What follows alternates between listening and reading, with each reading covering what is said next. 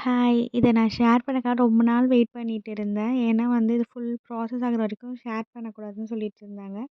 எங்க மாடி தோட்டத்துல வந்து வாழைப்பூ, வாழைக்காய் எல்லாம் வந்து இருந்துருச்சு. இது மாரி தான் இருந்துச்சு. இந்த இலை சுத்தி இருக்க மாதிரி. ஸோ நான் என்ன நினச்சேன், நார்மலா இலை வரும்போது இப்படி சுத்தி தான் வரும். ஸோ அப்படி நினச்சேன். கடைசியில பார்த்தா வாழைப்பூ இந்த இலையிலேருந்து இந்த இலை ஓப்பன் ஆகும்போது உள்ளேருந்து வாழைப்பூ வந்து வந்துருந்துச்சு. அந்த இலை சுத்தி இருந்துச்சு. நான் ரொம்ப எக்ஸைட் ஆயிட்டேன். ஒரு மாரி அழுகை, சந்தோஷம் எல்லாமே கலந்து இருந்துச்சு. அ அப்புறம் நான் வந்து இதனால வந்து நைட்டும் பகலும் அத பார்த்துக்கிட்டே இருக்கிறது தான் வேலை.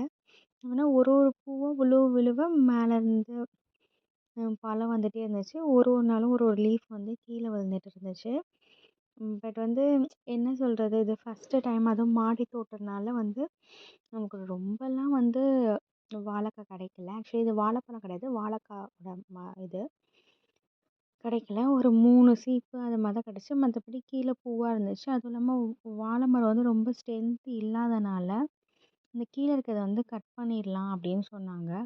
ஸோ அது கீழ கட் பண்ணி சாமிக்கு வச்சாச்சு. பாருங்க எப்படி வளர்ந்துருக்குன்ட்டு. பட்டு அந்த என்ன சொல்றது? செடி சார்ந்ததுல எனக்கு கொஞ்சம் கஷ்டமா இருந்துச்சு. அதுக்கப்புறம் வந்து எல்லாத்தையும் கட் பண்ணி இந்த ஒரு செடி கட் பண்ணும்போதே நம்ம கையெல்லாம் இது மாரி தோல் பிரியிற மாரி அப்படிலாம் ஆயிடுச்சு. அப்போ வந்து விவசாயிங்கலாம் எப்படி இருப்பாங்க பார்த்துக்கோங்க. அப்புறம் இது கட் பண்ணக்கப்புறம் எல்லாத்துக்கும் வந்து டிஸ்ட்ரிபியூட் பண்ணிவிட்டு ஆளுக்கு எங்கள் வீட்டில் தோட்டத்தில் வந்து சொல்லிட்டு எல்லார் ஃபேமிலிக்கும் கொஞ்சம் கொஞ்சம் கொடுத்தேன்.